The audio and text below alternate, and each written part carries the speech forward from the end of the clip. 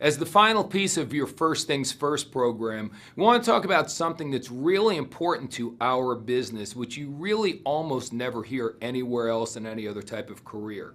And you're going to hear people asking you if you have found your why. What is your why? What are you really doing the business for? See, on many jobs, we're used to having a 9-to-5 job, and on a job, you're told what you're supposed to do, and you do it. And if you don't do it, you get written up or you get fired. Over here, it's different. We're our own boss. There's no one to fire you. Certainly, you're not going to fire yourself. And the things that you need to do are up to you. You know, I always tell people the hours are flexible, but not optional. You've still got to do the work. And the best thing about network marketing for many, many people above and beyond all the other great things is that you can do anything you want whenever you want. That's the very best thing.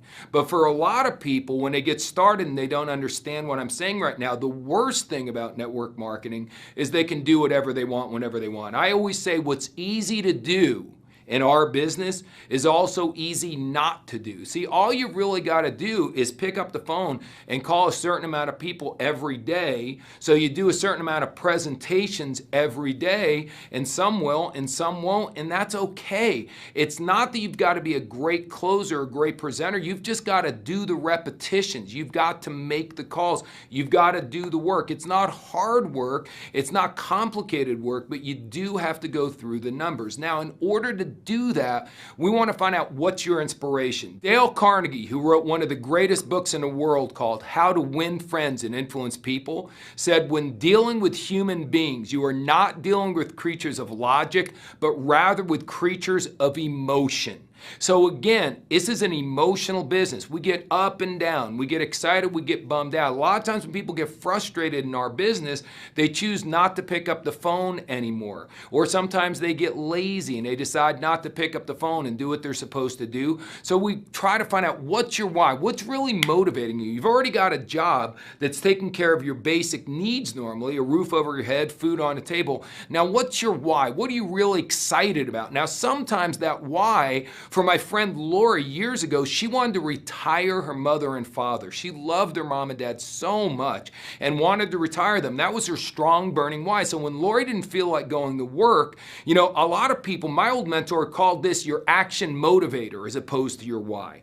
What is going to drive you to action? What's going to make you take action when you really don't feel like taking action, if you get what I'm saying? Lori, it was because she wanted to retire mom and dad. So when she didn't feel like doing things, she did it anyway. So many people don't feel like going to the gym, so they don't go. They don't feel like doing this or that, so they don't do it. They don't have the discipline.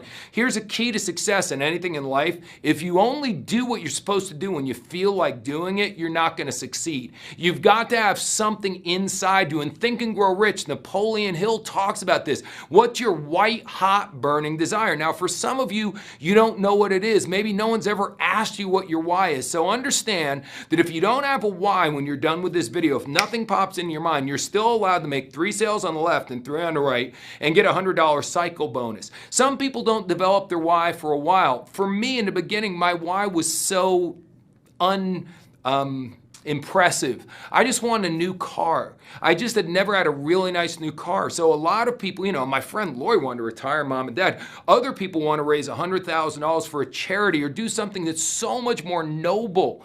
Many of your people will have a non-noble first goal, their why, something that's really getting them excited. So that's what you've got to ask yourself. What's going to get you excited to take action and do what you're supposed to do when you really don't feel like doing that? And the more that's something that really drives you, something that you're passionate about, something that you just absolutely get excited about, then you are in perfect shape. Because then, even though the work you're doing every day may not be the most fun or desirable, it'll become secondary because you're focusing on what the prize is going to be. You're not focusing on what the price is you're paying in order to get what you want. You're focusing on the prize. You're focusing on your why. So, what's your why?